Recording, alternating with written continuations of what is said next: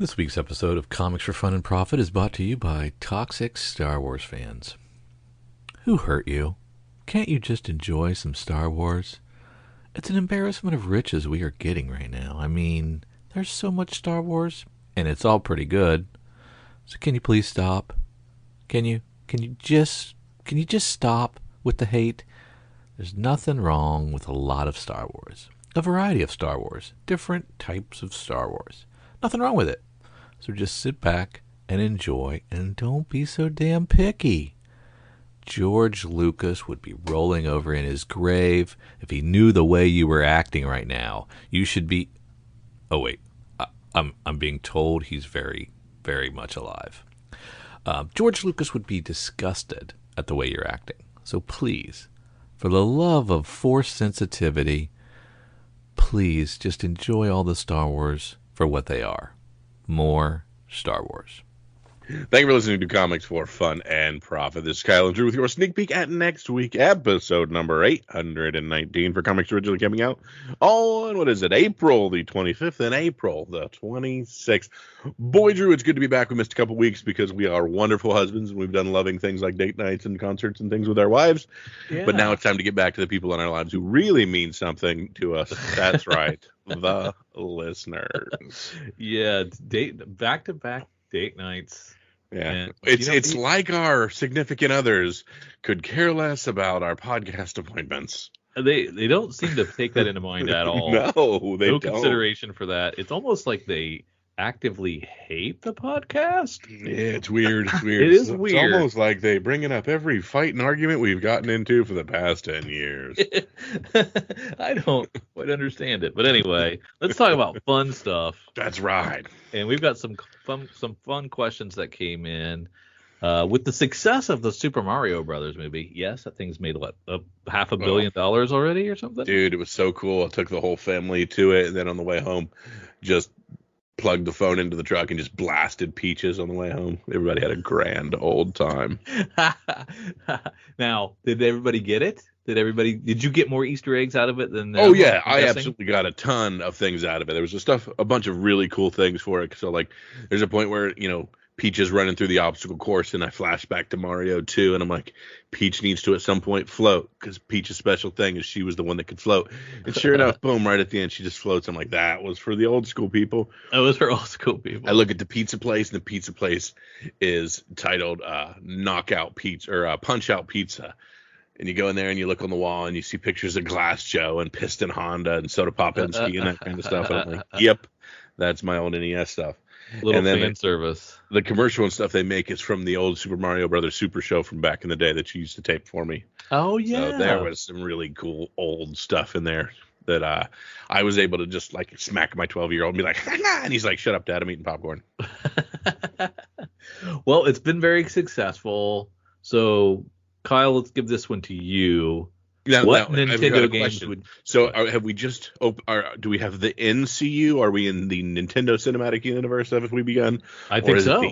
Another MCU? We have the Miyamoto Cinematic Universe. I don't know. I don't know. That becomes the question.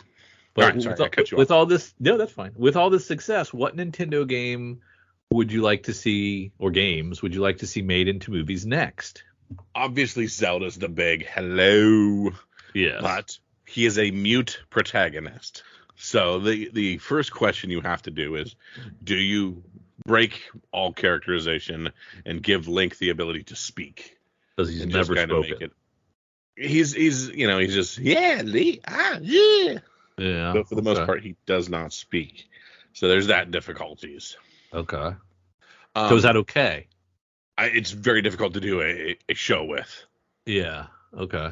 But I love the world. I love the Triforce of Power, the Triforce. I love the Ganons of it all, and the Zeldas of it all, and the Land Before Time, and the different places. I like all of that. So I very much enjoy the lineage of it. Of course, Metroid. Samus, one of the great lead characters, mysteriously a female. We were all shocked and awe in 1987 when we typed in Justin Bailey in the password bank when we began our NES encounter, and boom, we get her without the helmet, and it's a chick. And we're like, wow, that's awesome. I don't think I knew that password. Justin Bailey, you don't remember typing that in at the very end to get, you start with all the power-ups without the helmet? No. Amazing. So I played it straight, bro. I'm 41. Well, this was what you did when you finished. Back in the day, it wasn't like my children where I hand them a Xbox with the access to 490 games that I've collected over the years. Right. We got one game, and we were told to make it last for 7 months. That's true. I had to learn to do other things with Metroid. So with Contra, I still remember up, down, down, left, right, select, start. BA select. Yeah. Was it BA select? Well, it was BA start, BA select start for 2-player. Oh, okay. And that was the Konami code. It worked for multiple Konami games. The Konami code, yes. Yeah. But I did not know the Justin Bailey thing. So yes. So of course, Metroid, you have aliens, you have the Metroid brain. So that's a good one. Space is always cool. And if you're considering, of course, our favorite Final Fantasies as Nintendo characters, they started on Nintendo. Did they? Some of those are the greatest. The original NES or the original Final Fantasy was an NES game. Final Fantasy 4 and Final Fantasy 6, which are my favorites, were Super Famicom and then Super Nintendo games. Okay. Initially, so those have some of my greatest stories ever told. Same thing with like the Dragon Warriors, things like that. There was another one that popped into my head. I was like, ooh, that would be a good one. There's tons of really cool things you could do with it, but you kind of got to broaden the universe by you got to go your Star Foxes and stuff like that. Pretty early on. Yeah. And do you just mine the NES for a while and not jump into the Super NES, right? You just stay in the NES for a while. You can just do it. Yeah, you can create a world and like just like they brought Donkey Kong into Mario and things like that. You can do the same thing with Captain Falcon and a bunch of, essentially anybody who is in a Smash Brothers type thing. Yeah. Easily be done. Yeah, that's cool. That's very cool. I like it. And I think Contra has been made, hasn't it? It was live action. I don't know. Not sure if Contra has or not. And that might have been an SN game anyway. Mm-hmm. All right, your favorite Disney Plus, is it the Star Wars series, the Marvel series, or is it something else? Star Wars, in every way, shape, and form. Yeah. So beyond giving us the Mandalorians of it all, Andor, season 7 of Clone Wars, that kind of stuff, absolutely. And what's coming up? Ahsoka.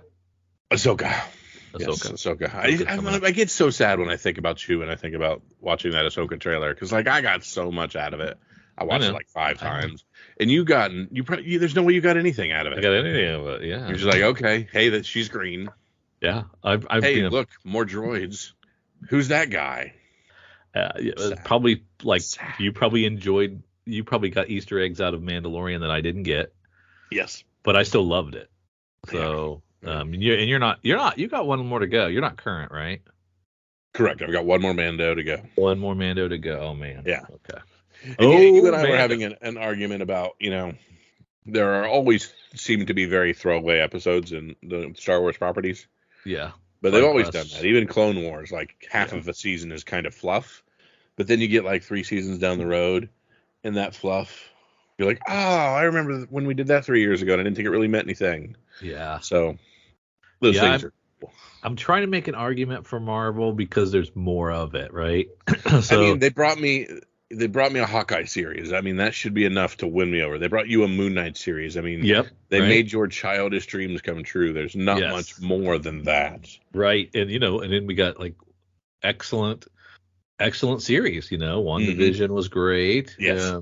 So it should be Marvel. Yeah. And Disney Plus overall as a whole has, taken me back to non-binge appointment television. So I always enjoy that fact. Yeah. And like the something else, I was like, can I make an argument for the HBO Max DC stuff? No. No, I cannot. Not yet. No, there's just not enough of it, and the quality's not there. Yeah. And so, when it comes to, Star Wars, there's not much of it, but I love it all. Well, if you're into all of it, which being the Rebels and the Clone Wars, there is a lot of it. The Bad Batch of it all. That's true. If I added the animated, then it would add a little bit even more to me. Yes. Yeah. But yeah, it's a tough one for me because there's more Marvel that I dig, but Star Wars is so good. Mm-hmm. Star Wars is so good. Yeah. Man. Let's see. In episode 816, that was when Mike was on when you were at your date night. There you go. If we could add a library to our house, what omnibuses, compendiums, and hardcovers would you have in there? If I had a library, man, yeah, it'd look like a comic book shop. Yeah, I'd put as many of them as I could get, as much stuff as I could pick up, and I would, if room was not an issue, space was not an issue. It'd be cool to have a library of comics. BKV sets. Like I've not read through that whole 300 issue Nightwing run, so the compendiums for all of that would be nice. I'd like to barrel on through that at some point in time. Yes. What was one of your best finds from a dollar bin that you guys made money off of? Let's say $50 or more. I don't know. I'm trying to think. Like, if you think of sets, like I know I've put together multiple Secret Wars 2 sets that I've gotten $50 for. I've put things like, Lethal Protector sets that you're able to get that much out of. Yeah. Yep. Like one single comic, did I ever get a quarter bin comic that I got $50 for? I don't know. I don't know what it would be. Your Secret Wars is 8 now, and you got for quarters and could easily sell for $50. I don't think 8 was ever in the quarter bin. Oh, wasn't it? No, I think the black suit was always hot, and it was never in the quarter bin or the dollar bin. But most of the other Secret Wars issues were in there, and they're expensive now. Yeah. If I would have, I could have gotten Dark Horse Star Wars stuff, but I didn't. So I didn't actually make anything off those. If you cumulative like those Harley books I was telling you, I've definitely made more than $50 for the dozen or so I grabbed of that. I'm trying to think if there was a big winner that I got. I think it's just lots of singles and doubles, man. Not a lot of home runs, but a lot of singles and doubles that were fun. Yeah, that one. I don't think I gave $1 for that one. I gave. Let's see. Oh, so like I'm seeing here that I duplicated my whole Kanan run for $1 a piece, including the first one. Oh, okay. And those are now showing a lot. Like Kanan issue 1 is now looking at it's looking like it's worth $70, and I have 5 issues of that. Which there you go. I'm heading over to my comic book realm to look at, because I put price paid for some of this stuff. Oh, cool. And some of those I gave $1 for that have a $70 bank value. Same thing with a couple of old. I found a really old Amazing Spider-Man that's worth a good bit of money that I found in the dollar bin. Paid $1 for that Dark Horse Witcher book. Oh yeah, worth a good bit there. Found that in the dollar bin. Wish I would have picked up The Last of Us. Yeah. Oops. Yeah. How about when you're doing your bin diving, do you ever buy a comic just for nostalgia? Maybe an old Archie comic that you read as a kid. Yeah, I always grab Power Pack stuff and Transformer stuff, even though I don't need them and I have dupes of them. I always grab Teen Titans, even if I don't have my list with me, just because it might fit. I am similar. It was the Moon Knight 1980 series, the original series. If I saw them in the wild in a bin for $1 or less, I'd grab them, knowing that I had them. But just like, I'll do a second or a third run of it because it was my guy. So I would always grab those. I started leaving Mark Spector's alone because I had so many. But the 1980s series, I always would grab. Very cool. And just for nostalgia, because I already had plenty of those.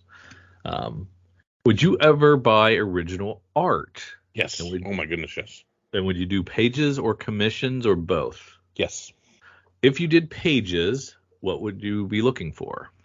The stuff that's worth way too much money and I can't afford. Oh, okay. I love splash things and cover things and all the things that I like the most, like, Batman and Robin covers from that Nightwing run, that kind of stuff. Yeah. Stuff that would be at least $1,000, right? Mm-hmm. Yeah. But, I'd love some of the big saga pullouts that have like Lion Cat and stuff on it, that kind of thing. Yeah. Any Fiona Staples full page would be great. I'd love to reach out to Rock Up Church and get some of that first Rat Queen. Yeah, he probably would sell it to you pretty reasonable. Yeah, he probably needs the money. And if you had commissions done, who would you go after, and what would you have them do? So of course, good old Art Germ. Have him do a commission. Make him do a Nightwing. He also does a lot of the cool offshoot anime stuff. He's a big anime guy, so I'll see him do some of the anime things I like. So it would be cool to have him do like a couple of the My Hero Academia characters that my kids and I like. That would be cool. I'd like to have Sozo Miyakia do some sort of, a Batgirl or any female character. Just, that would be really cool. Have her do like an Emma Frost or something. Or no, a Silk. Have her do a Silk. Okay. The way she does the female form would be amazing. And then have her do a commissioned Silk would be so cool. I would want Adler to do, I'd want a Walking Dead page. So I'd want a Walking Dead page. Absolutely. And I wouldn't give whatever. You pick one. Of course, I'd love a cover, but I'll take whatever. You have to do your boy Sejic to do a Moon Knight or something. Yeah, well, I was thinking Sienkiewicz. Or that's what I meant to say. Sorry. I'd want a Sienkiewicz Moon Knight page cover or commission. Who would do a dope Moon Knight commission, like a Ben Templesmith something? Oh, he would. Yeah, he would crush that. Awesome. Yes, he would crush that. That's very good.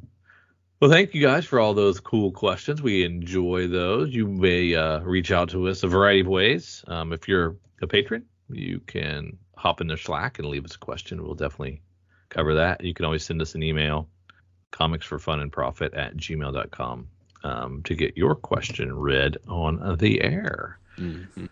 Time for a break from our show to pay the bills.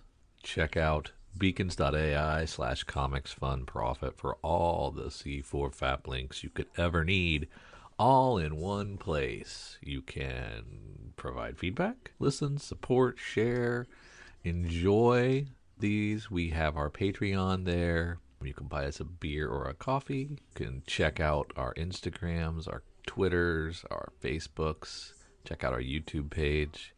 You can email us. You can listen to our podcasts on Patreon, if you're a subscriber, on Apple Podcasts, Spotify, on Podbean. We have Google Podcasts on there. We have an Amazon wish list. You want to buy Kyle and I something? Fine. You can do that here. We appreciate it. We have Kyle's RPG podcast listed on there, so you can check out his Dork Day Afternoon offerings. We have Cowabunga links, so you can check out the Cowabunga Deep Discount FOC and pre-order list. Get on that. That's RLCS, so you can check that out as well. And we want to just give you opportunities to say hi, to check out what we're doing, support us if you would like, or just listen. Check out beacons.ai/comicsfunprofit for all the C4 FAP links you could ever need. Thanks. Back to the show. Now it's time for the Hot 10.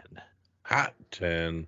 Of course, is where I head over to our good friends at CBSI, comicbookinvest.com, and look at their Hot 10. What's spiking? What's the difficult things? Pretty much what have we picked up from a con? So, at rank number 1, we have Marvel Voices Spider-Verse number 1, the Zhang Jiang 1 in 50 Virgin variant, already commanding over $150 for more spiders. Is there a limit on the number they're actually going to have? Love the cover. It's just not that exciting anymore. Was this the one that you picked? Not this specific. I don't know. I picked a spider. No, I didn't do this one. This was not mine. Okay. I knew you picked a Spider-Verse, a recent Spider-Verse, but I didn't know if it was this one or not. Yeah. At rank 2, we have World Tree number 1, the misprint. So, asking, this is, of course, our good boy James Tinian IV, my boy. Commanding between $25 and $30. This book isn't technically live, except that it is. Anyways, it looks like a printing snafu caused the cover to be too dark. Usually these don't end up a super rare book, but we shall see, because of course you and I have a bunch of we were able to procure a few Saga Too Dark covers. Yeah. When the comic shops destroy them, quote unquote. Mm-hmm. At rank 3, we have Marvel Voices Spider-Verse #1, the Zhang Jiang non-virgin variant, commanding between $20 and $30. If you can get the virgin, you go for this one. It's still a stunning cover. I don't get it. I don't. If it's not based on anything besides the cover, I don't get it. No, well, this is. I mean, I don't like the cover. There's new spiders. There's first appearance spiders. Okay, that makes more sense then. At rank 4, we have Star Wars: The Force Awakens #1. Was between $5 and $10 for a raw, $40 and $50 for 9.8. Now $20 and $25 for a raw. 9.8 is going for about $150. Disney announced a Rey project, and although a lot of Star Wars fans are not happy about it, we're hoping this is a good redemption arc. I am psyched for it. I love Daisy Ridley as Rey. I can't wait for it. And like the Rams, the Los Angeles Rams are with the F them picks. And trading their draft picks away. I am F them Star Wars fans that can't get excited for a new Rey Star Wars movie. How dare you say that about our people? They are not our people if they don't like Star Wars. You and I are fickle a-hole fans as well, sir. So just remember that. Well, that's not really. I like more content. Give me more Star Wars, whatever it is. This is very true. So we Unless it's animated. Yes, absolutely. We shall see more from Mary Sue Skywalker. At rank 5, we have Hedge Knight #1, the convention variant by, of course, George R.R. Martin and Ben Avery. $70 to $90 for raw, 9.4 going for $150, 9.6 for $225, and no price yet, only 9.8. HBO should be having Game of Thrones shows every season. It looks like this might be moving in that direction. This is from 2003's convention, by the way. Oh, okay. At rank 6, we have Star Wars: Dawn of the Jedi Force Storm #1. This, of course, one of the old Dark Horse beasts.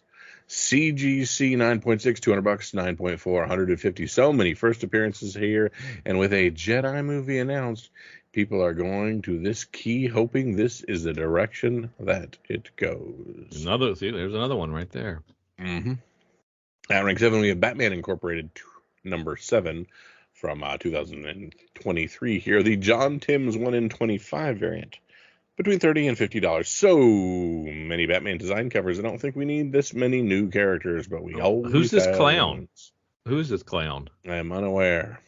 Oh Lord. We don't need more scary clowns in the world, do we? No, we do not. We need less Pennywise type characters. Yes. At rank 8, Spider-Gwen Shadow Clones #1, the second print CF Villa 1 in 25 variant. Commanding over $50 already. It feels like these second print incentives only do well if they are great covers. This is not necessarily in that, in my opinion, but oh well, it's good enough. I'm telling you, this trend it just bothers me so much. Not only are we doing ratios, but we're doing second print ratios, and I mean, come on, folks, don't fall for this. This is not gonna last. There's no way. Bringing out the old folks. Come on, folks. Come on, folks. Come on, peoples. At rank 9, we have Captain Marvel #18 from 2020. Was $5 now, $15. Can't believe that there are people that are still buying into movie speculation, especially for off characters who don't actually appear in freaking movies. Yeah, I don't know. Although you and I very, very much more impressed than we thought we would be with Marvel's trailer. Oh yeah, I liked it a lot. And Blue Beetle trailer, definitely more impressed than we thought we would be. That looked really good too. Yes. Yeah, very big fan of Show La Mujer Buena, so that's very cool. I really like seeing that. At rank 10, Ewoks, the #1 Ryan Brown 1 in 100 Virgin variant. That is a evil looking Ewok on the front of that. $150. Star Wars fans have nothing bad to say about Ewoks. Oh wait, April Fool's was 2 weeks ago. Poor Ewoks. Poor Ewoks. Get no love. No love for the Ewoks. Yeah. As you know, our LCS is Cowabunga Comics, Lake Country, Wisconsin's best pop culture destination for new comics, back issues, gaming, retro video games, vinyl, and figures. Give them a call, 262-569-9999. Check them out online at cowabungacomics.com or follow them on Twitter at Incredicow. They are our LCS, and we utilize their deep discount mail order service to bring Oconomowoc, Wisconsin closer to us. They'll take care of you. Tell them Drew and Kyle sent you. Say hi to Eric and James from us. If you need an LCS, you can't go wrong with Cowabunga Comics. All right, let's slide on over to FOC and get our last bite of that apple. Yeah. Of course, FOC is our final order cutoff. It's our last ability to add a few things to our order and not have to chase those darn things on the secondary market and pay extra money for them. We head on over to Lunar Distributions to look through some of our DC content, and then we have our regular content as well. I get this really cool spreadsheet from our good friends at Cowabunga Comics that I use to add things to my order, and essentially cost me money and more money. Let's dig through and see if there's anything else we need. Drew, first thing I see is a new 2023 hardcover edition of Court of Owls. Yeah, very nice. If we had that library, that'd fit on there really nicely. 100%. I'm looking at the cover of this Batgirls with a Gun Bunny and Gun Hawk, which I'm not familiar with them. I don't know if those are new characters or not. Doesn't sound familiar. I've heard Gun Bunny before. Oh, have you? Okay. Yeah. I like the World's Finest 15 cover C, Walt Simonson doing Batman and Superman playing chess. It's 1 in 25. You're not allowed to like it. Moving on. I can like it. Not my pick. I can like it. The John Jiang throwing my words Black in my Adam face. 11, off the heels of him having that Spider-Verse that was very good. Another nice Black Adam cover. I don't know that Sweeney Boo knows how lasers work, but there's no way that leg is not breaking that laser. No way. So he needs to watch some more Mission Impossible, because that is not going to work. Yep, she's avoiding the lasers at all costs. That's a great Dan Panosian Catwoman as well, with the cats love that jumping one. off. Is that 9 of them by any chance? 1, 2, 3, 4, 5, 6, 7, 8. I think it is. Very nice. Very nice. And what is Kyle's rule always said? I don't know. I've always said I like a good cat cover. Oh, yes, you do. You do. Yeah. Oh, you got plenty to choose from then, because the Frank Cho is awesome. Yeah, there's also a foil Dan Panosian 1 in 50, so that is definitely a good one. And then this Ryan Gonzalez is a half anime, half regular Catwoman. Yeah, not loving that one. Not either. Pick a lane, right? We are steadily heading towards the end on Fables. We are at 159 of 162. Flash, the not penultimate, but the issue before it hits 800. Wonder if they'll be teasing something or someone with a cameo, because they might put somebody big in the 800. Well, currently he is battling the formidable Granny Goodness. Oh. I believe that's the jumping the shark of many things. Then probably not. Puck, the Artist and the Myth of Color one shot. That's a Scout comic book. Superman, the Man of Tomorrow hits its second issue. Superboy, the Man of Tomorrow, I'm sorry. This is the round robin book, right? Yeah. I like the Superman number 4 cover D, the Nason Zardy cardstock variant. Okay, who's that? I don't know if that's one of the Shazams, or yeah. Who knows who that is? Titans number 1, Nicholas Scott cover A. Not too shabby. Yeah. Okay. And this is Tom Taylor, right? Oh, man, that's gonna be great. Yes. That's gonna be great. There's your blank. You like a non-traditional blank cover. Like a nice pink blank. Yeah. There you go. And look at the Simone DeMeo Titans with are those all Polaroids? Yeah, that's pretty cool. That looks pretty nice.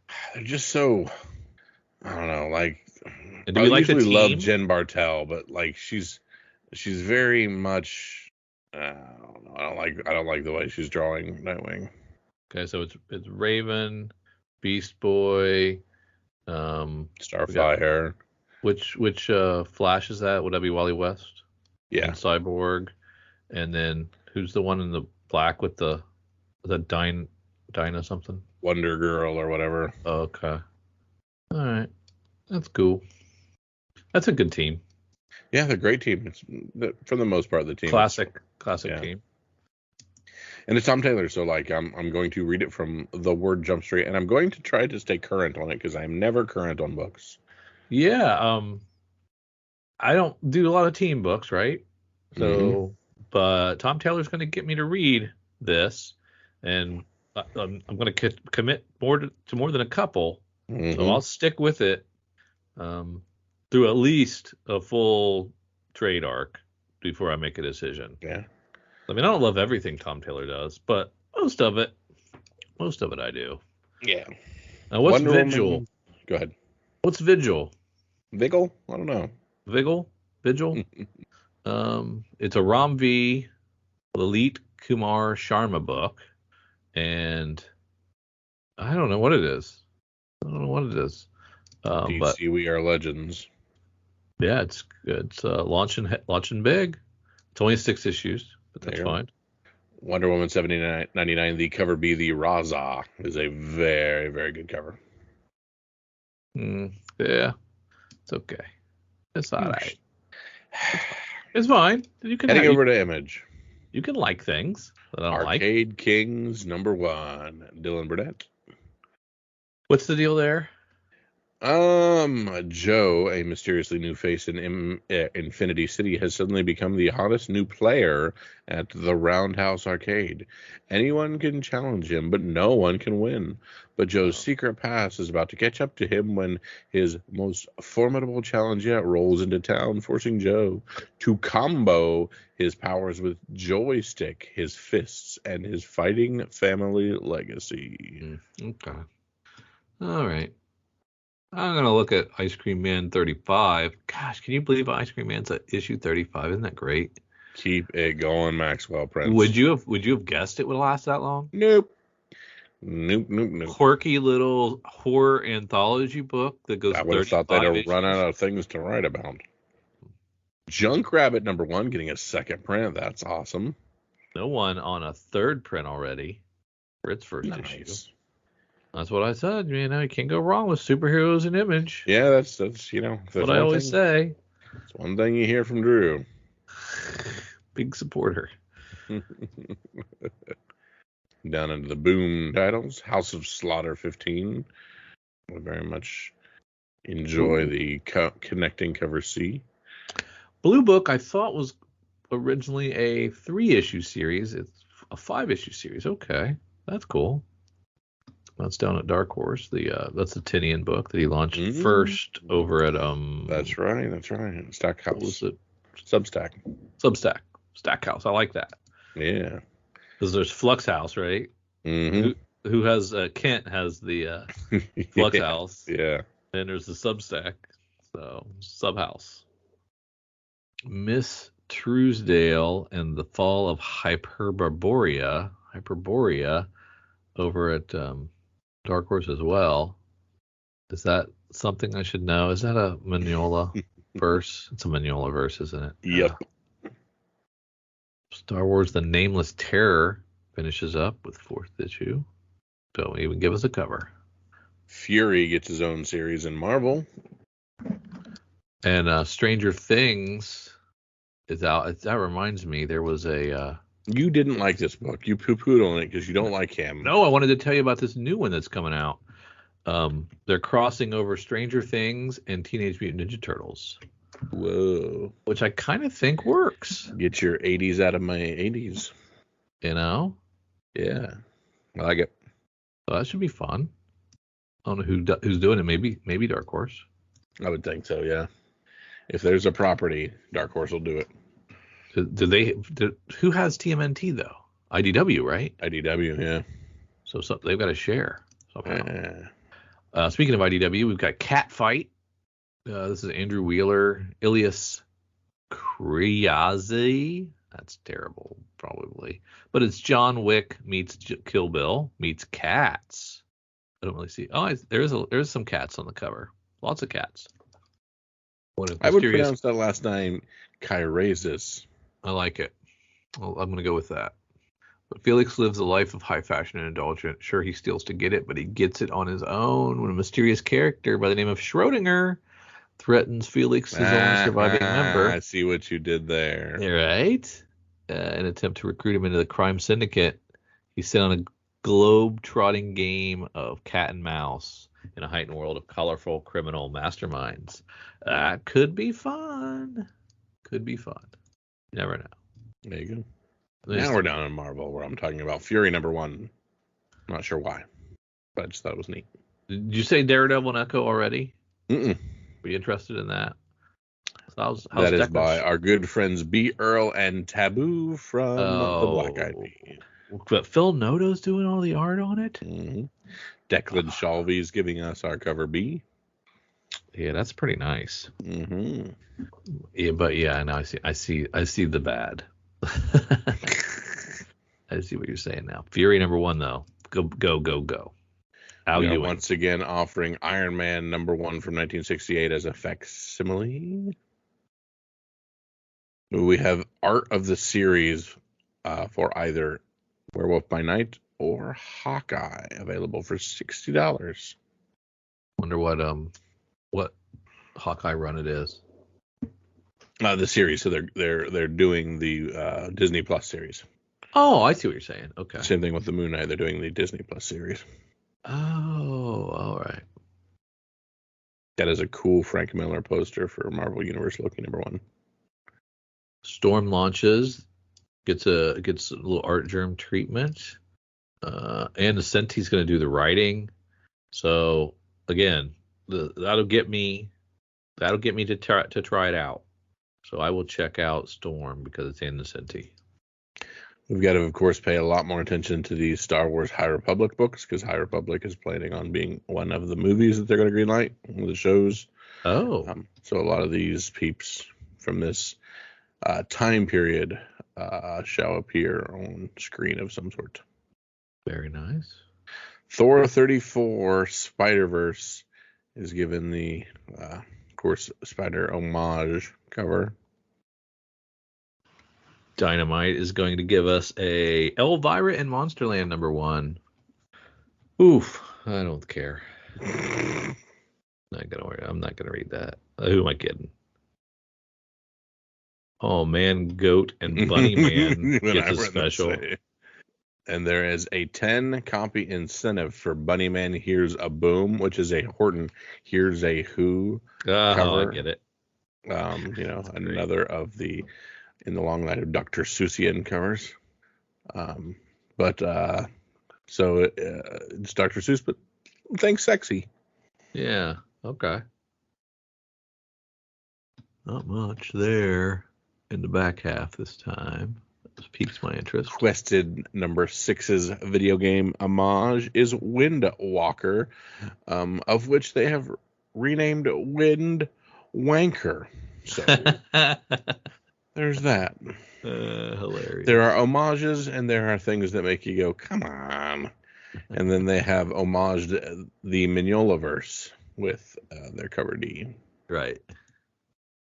All right, Kyle, what you got for me? Absolutely nothing. No. I cannot give you the 10 copy incentive of Man, Goat, and Bunny Man because it's a 10 copy. You got anything in the holster? I do. Go for it while I scroll. Nothing jumped off the page to me today. All the Titans that I loved were the variants. So I can't take those. So I'm gonna go with Cat Fight from IDW, the Andrew Wheeler, Ilias Kriazi book. That's my pick.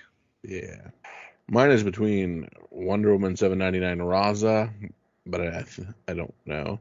And maybe I'll stick with my love of cats and go back to your cat cover. The Catwoman. Yeah, let's give the regular Dan Pamnosian cover C of Catwoman 55.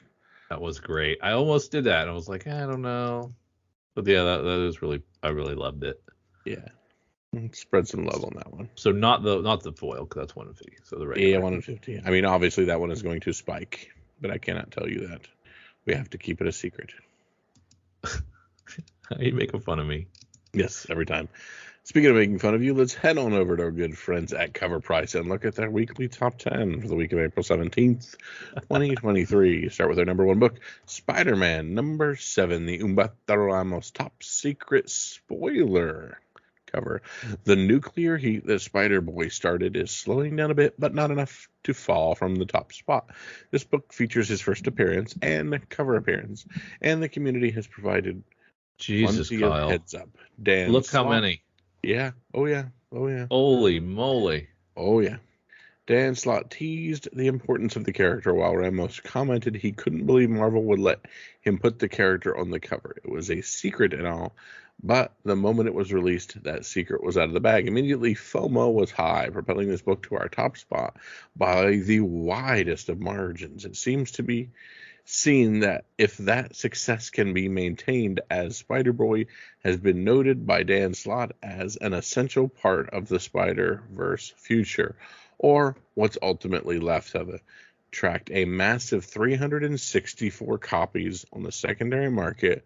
We saw a high sale of $199 for a pre-sold CGC 9.8, and we've seen near mint copies settling around $43 for this beast. That's amazing. Yeah.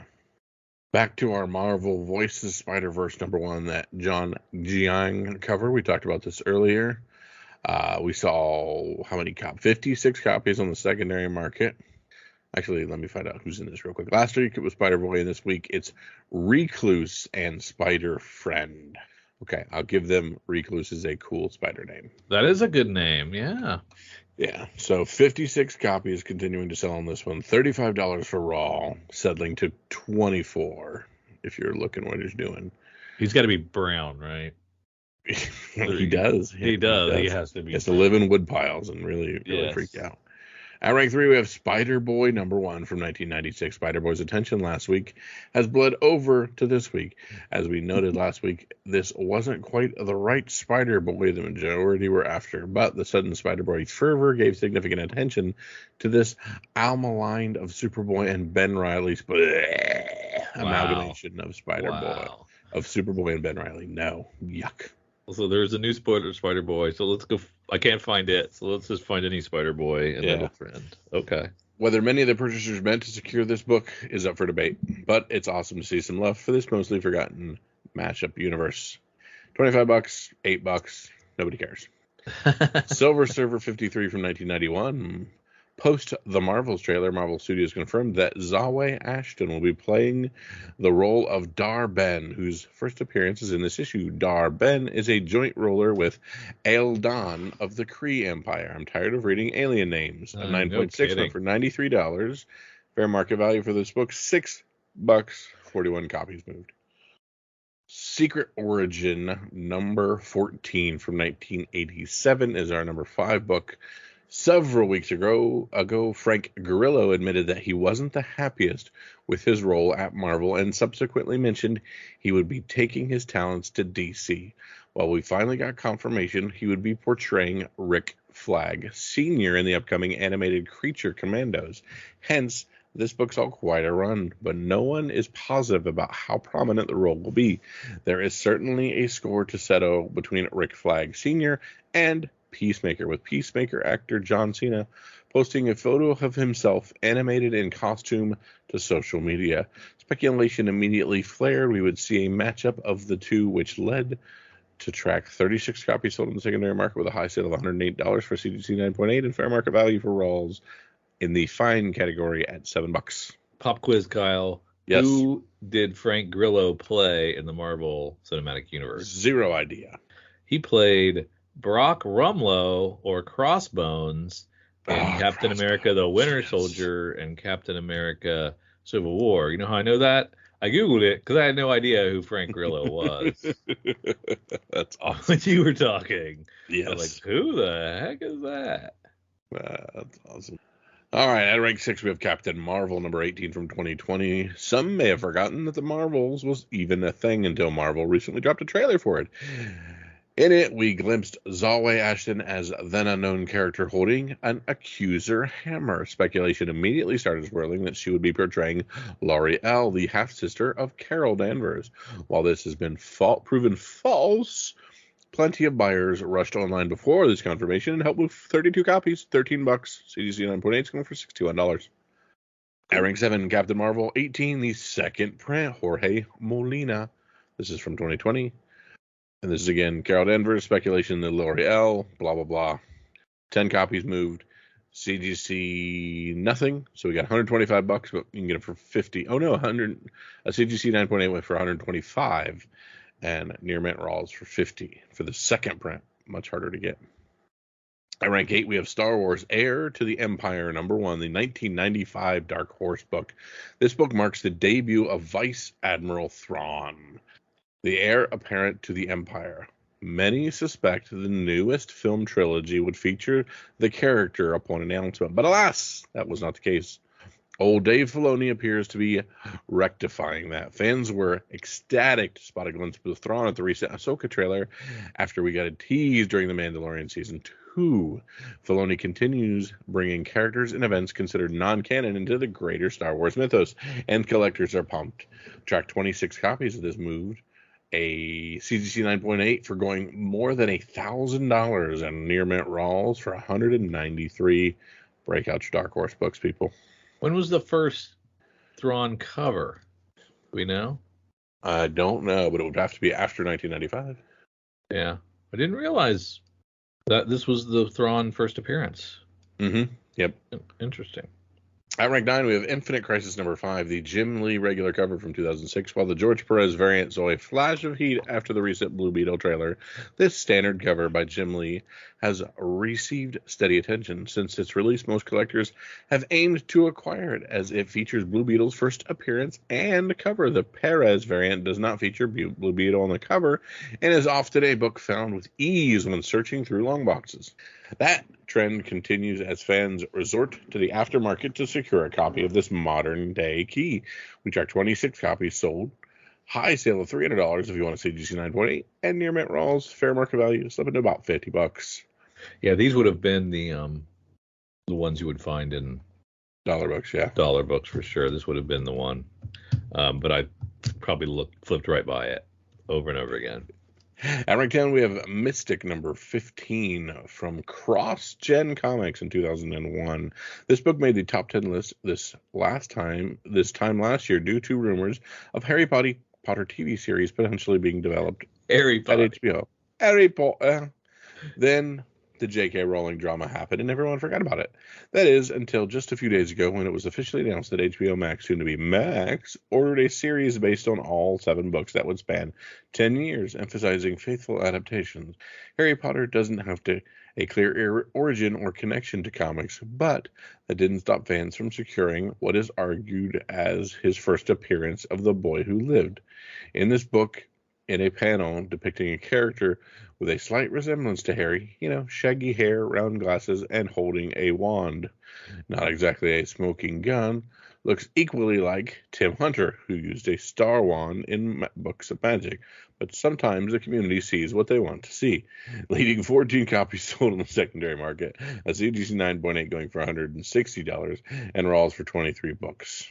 Wow. Crazy. Before I hop over to the back half of this top 20, we forgot to do the honorable mentions back at CBSI, so I'm just going to touch base on those real quick. Hallows Eve number 1, the second print, Stephanie Hans, 1 in 25. It's a spider-related character, $50 plus, from Erica Schultz. So that's the second print, and then they feature an all detective magazine from January of 1935. It's got like a Cobra man in a Cobra suit kind of over this damsel in distress who's on a platter. And A fine minus copy sold this week, raw, for $21,500, and I was like, wow, your grandparents might have this in the attic. That's crazy. Go dig this out. You got any 1935 magazines? Flip through them, see if there's any damsels in distress on the cover, and dust those bad boys off. Now let's shoot on over to number 11 in the top 20 from our good friends at Cover Price. The number 11 is Grindhouse Drive-In Bleed Out number 5 from Dark Horse in 2015. This is because Nicki Minaj will star in and executive produce Lady Danger, an animated series for Amazon Freevee based on the Dark Horse comic series by Alex DeCampi. An executive producer include 50 Cent through his G-Unit film and TV banner, and Starburn Industries will handle the animation. So Lady Danger, an Afro-futuristic agent of booty who must conceal her identity. Oh yeah. Goodness. So 8 copies of this move. We're not talking it's not moving a lot. We're not talking any spider stuff, right? But a high sale of $92 for a raw. We're talking more Marvel's voices at rank 12 with Spider-Verse, the John Jang, 1 in 50 we talked about earlier. They've got it tracking 12 copies of that selling. High sale of $199 for a near mint. They've also had the Mark Bagley regular Spider-Man number 7, which sold 52 copies sold, and a high sale of $29.95 for a near mint raw. Not too bad. They also track the World Tree number 1 printing error book at rank 14. To have a too dark cover and it's a Sienkiewicz cover is hilarious to me. That is dark as balls. Because most of his stuff is murky and dark. And like who was like, this is dark. This is even too dark for Sienkiewicz. Who caught this? I don't know. But they tracked 26 copies with a high sale of $27 for a raw. The Star Wars The Force Awakens adaptation, we talked about that one. This tracked 22 copies of this selling with a 9.8 selling for $150, and raws near mint raws around $20. There's Kyle's Star Wars Kanan number 6 from 2015. Yeah, baby. Coming in at rank 16. Ever since the Ahsoka trailer dropped, several Star Wars characters have taken to the spotlight. The official casting of Eamon Esfandi as Ezra Bridger is the Ahsoka series. In the Ahsoka series for Disney Plus, initially gave this book some heat. Now the show is back in the spotlight. So is Ezra Bridger. He's also bringing along Sabine and Hera to step into the limelight. Fans of Star Wars Rebels have had this issue locked down since its debut. However, we have a new fandom clamoring to nab a copy of this exceptional key, containing so many of these. 3 first full appearances. 20 copies are moving. CGC 98s are $450, and raws are going for $115. Kyle, raws $115. Yeah. I have 3 full runs and the full hardcover trade. Yeah, you might want to sell those. Rank 17, we have the first Star Wars Kanan. If you were unable to secure a copy of the first full appearances, have hunted down cameo appearances. So there's cameo appearances of Ezra, Sabine, and Hera in here. This is selling for CGC 98s for $275 and raws at $50. So wonder what you get the whole run for. Probably get a little name your price. Whole run up for $500. There you go. Batman 134, the Frank Cho 1 in 25. Track 17 copies with a high sale of $25 for a raw. Why are we doing this? What's Batman? Oh, okay. Because Red Mask and Batman are fighting. Okay, got it. Blue Beetle number 1 from 2006. Unfortunately, I sold my Blue Beetles already, and now the movie trailer looks really awesome. This is we tracked 50. I picked that Frank show. I wasn't allowed to, but I loved that Frank show. Yep, I remember that. Violated the rules. The Blue Beetle #1's tracked 15 copies sold with a high sale of 200 for CGC 98 and a raw around $22. And finishing out the top 20 is Street Fighter #1, a Malibu book from 1993. And Street Fighter is poised to be the big screen's next major video game adaptation. Legendary Pictures has recently obtained the film rights and is already in the process of bringing the game to life. While we all may have blocked out the 94 adaptation, video game movies have been having more success than failure lately.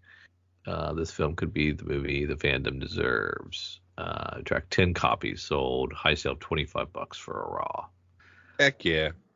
Was that a Dolph Lundgren movie back in the 90s? Does that sound right? That sounds right. Oh my goodness. All right, now it's time to give the people what they want. It's time for sneak peeks. Sneak peek at next week. Let's look at the stuff coming out here very soon and pick the ones that you're going to want to have because they are going to be the next thing to blow up in press. I hate the fact that okay, I'm on the wrong week. I was like, how is Batgirls an FOC title and coming out this week? Well, it wasn't. That was my fault. Trade paperback for Batman and Robin, Volume 1. Your cover that you love so much. Grant Morrison and Frank Quietly. That was a Creature Commandos trade. That's cool. Ivan Rice doing a detective cover, giving me some Lee Bermejo vibes. Some of these Green Arrow covers aren't too bad. I love the David Nakayama. Yeah, that's great. Great use of negative space there. It's pretty awesome. And then I love Frison's Harley Quinn. That's a great cover as well. Tough to choose between either one of those. Scout Comics gives us Parting Ways. I don't know any of the creators, but might be good. It's not to be confused with PP Poo Poo number 420, the one shot. I can't. No. Who's buying that? Not high. We got the 4th of 6th Riddler year 1, which has been great. Like I said, the Sienkiewicz covers, man. Let actors write comics. We've got the cover B to Tim Drake's Robin number 8, a very Saturday Evening Post. My favorite of those Saturday Evening Post covers. That's very nice. Unstoppable Doom Patrol. I don't think I'm even going to read that book. Oh, maybe I'll give it a shot. I don't know. Heading over to Image, we start with Deep Cuts, number 1, Kyle Higgins and Joe Clark. New Orleans, 1917, in the city's bustling red light district, a young clarinet player lands a job with his hero, but he'll soon discover there's more to the music business than playing the right notes. What is this called? It is called Deep Cuts, number 1. Oh, okay. Yeah, that was I think my FOC pick a while ago. Yep. Nothing else in Image for me, so I'm heading on down to Boom. Something is killing the children has another slaughter pack. Those have all been kind of neat, but no real money in those. Grimm hits its 10th issue. That's cool. Yeah, some cool unlockable covers and an FOC reveal cover. There's Blue Book number 3, which I thought was a 3-issue series, and discovered it's not. It's a 5. Here we have my FOC pick, the Star Wars High Republic Adventures Jedi Quest one-shot. Oh, yes. We have a cover B that we haven't been able to see, so those things intrigue me. Yeah. But you don't just assume that it's just a slacking artist. I know. I think something's being hidden from me. Because it's so close to... Yep. Yeah. TMNT Last Ronin Lost Years number 3. Buy all of these Last Ronins because it's becoming a game, and I can't wait for said game. There's the director's cut for issue 1. Gavin Smith doing a great cover. Keep doing what you're doing, Gavin Smith. I love you. Adam Warlock facsimile from Marvel. Get another Alien relaunch? Is that what we're doing? Seriously? We need more Xenomorph covers. Dude, that Shalvey cover is dope. That Facehugger on the ice. Oh, is that what that is? Yeah. Oh, nice. Daredevil 10 needs to finish up its story and do something different. So says I.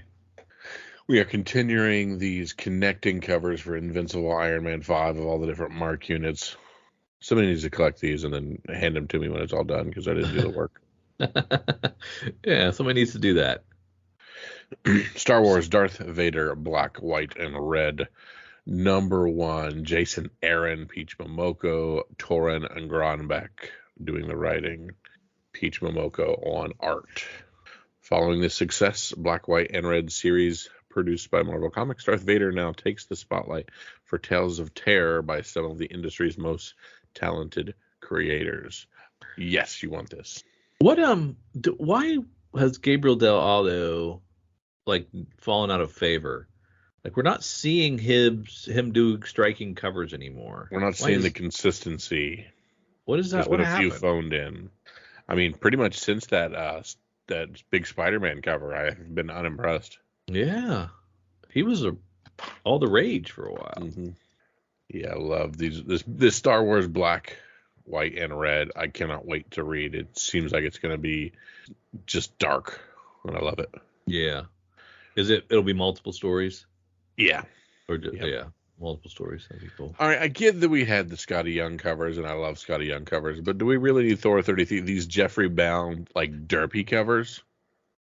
What's that? Yeah, what's his shtick? Are they they're not toddlers. They're done with magic marker is what is literally what it is. Oh. Yeah, I don't like them. Yeah, is he somebody's kid or something? Why are they getting covers out of that? They're not even great. Yeah. Okay. Dude, that X-23 Deadly Regenerous #1 is getting a second print, and that is the cover that we liked getting a second print. Yeah, I get you. But it didn't change. I don't know if there's a ratioed cover, so we'll have to inquire about the ratioed second print because I do not have access to whether that exists, but I assume it does. Nothing in Dynamite. Don't care about the umbrella. Yeah. On the back half. Oh, I did want to point something out that I completely forgot about, Drew. Uh-huh. In the Image section, there is the Image 30th Anniversary Anthology. We are on 12 of 12. The final one of those came out. Oh, okay. Good. You know those, so I forgot I wanted to point that out. The 2-year, 1-year celebration. Yep, exactly. Good deal. Dream Master from Black Box doing its thing. It's the first issue. Here comes Calico #1 of 8. It's a Sigma Comics book. Money Shot comes again. I remember talking about Money Shot. It's back. Tim Seeley writing them dirty books. But he lost his co-writer. What happened to the girl that was co-writing with him? I don't know. But I definitely like the B cover by Seeley. It's kind of the old throwback style. Sarah Beatty. Sarah Beatty was the co-writer. She gone. Yeah, and we've got 2 polybagged covers. Oh, interesting. Very interesting. Silence #1 from Literati Press. Devin Kraft. It's an interesting looking book. 7 Years in Darkness by CEX Comics Experience. Cool. I got nothing else, sir. This is the point of the podcast where I ask my brother Drew what his pick of the week is. This is the book that he thinks is going to go up in price and be the next big thing to get. Well, I hope I'm not taking yours, but I want that David Nakayama Green Arrow #1. That is a great cover.